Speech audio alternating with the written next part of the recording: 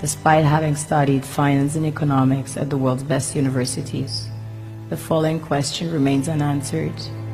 Why is it that 5,000 units of our currency is worth 1 unit of your currency, where we are the ones with the actual gold reserves?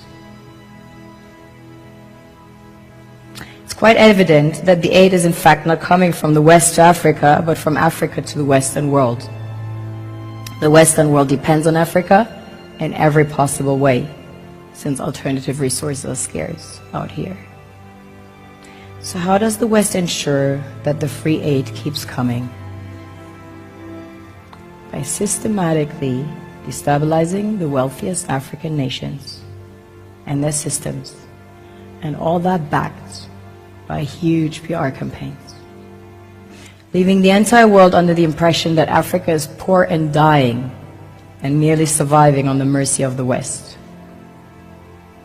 Well done, Oxfam, UNICEF, Red Cross, Life Aid, and all the other organizations that continuously run multi-million-dollar advertisement campaigns depicting charity porn to sustain that image of Africa globally.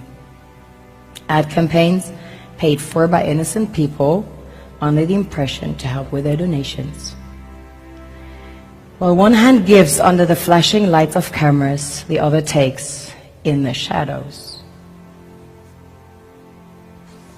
We all know the dollar is worthless, while the euro is merely charged with German intellect and technology, and maybe some Italian pasta. How can one expect donations from nations that have so little? It's super sweet of you to come with your colored paper in exchange for our gold and diamonds. But instead, you should come empty-handed, filled with integrity and honor. We want to share with you our wealth and invite you to share with us. The perception is that a healthy and striving Africa would not disperse its resources as freely and cheaply, which is logical.